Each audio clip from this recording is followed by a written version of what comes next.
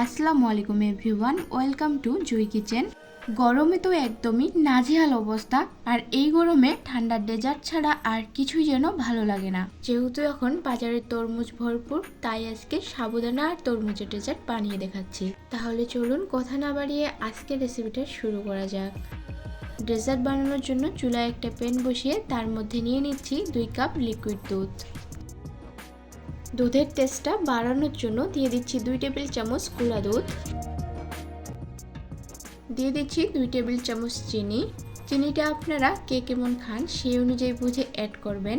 যেহেতু তরমুজটা এমনি মিষ্টি, সেই কারণে চিনির পরিমাণটা আমি একটু কম দিয়েছি।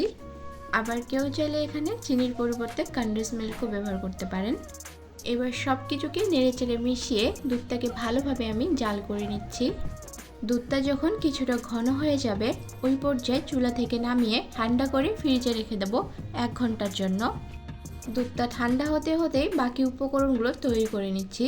চুলায় আরও একটা প্যান বসিয়ে পর্যাপ্ত পরিমাণে পানি দিয়ে পানিটা ফুটে উঠলেই এর মধ্যে দিয়ে দিচ্ছি হাফ বাটি সাবুদানা। সাবুদানাগুলি একদম স্বচ্ছ হয়ে যাওয়া পর্যন্ত এগুলোকে সেদ্ধ করে নিতে হবে। আর সাবুদানাগুলি সেদ্ধ করার সময় একদম বেশি পানি দিয়ে সেদ্ধ করতে হবে, তা না হলে এগুলো কিন্তু আঠালো হয়ে থাকবে।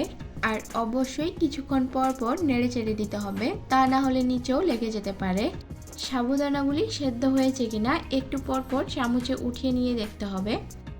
ভালোভাবে সেদ্ধ হয়ে গেলে আমি চুলাটাকে অফ করে দিচ্ছি, আর এগুলোকে নিয়ে নিচ্ছি আমি একটা ছাঁকনিতে। এরপর সাবুদানাগুলো ঠান্ডা পানি দিয়ে আমি ধুয়ে নেব।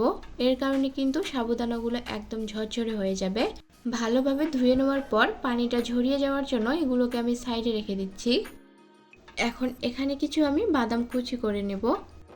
আমি এখানে নিয়েছি চিনে বাদাম, তবে আপনারা চাইলে এখানে কাজু বা পেস্তা বাদাম নিতে পারেন।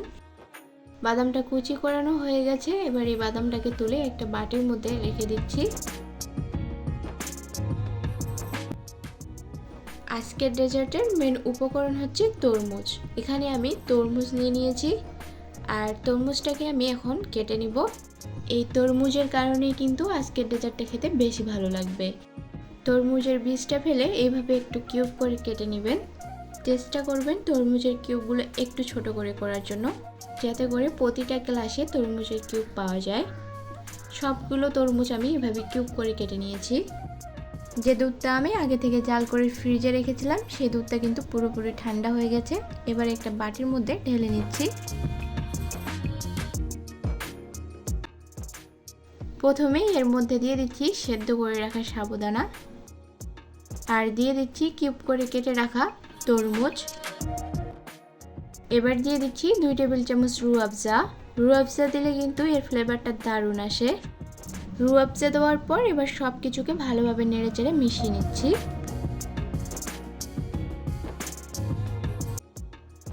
মেশানো হয়ে গেলে এখানে দিয়ে দিচ্ছি বাদাম কুচি।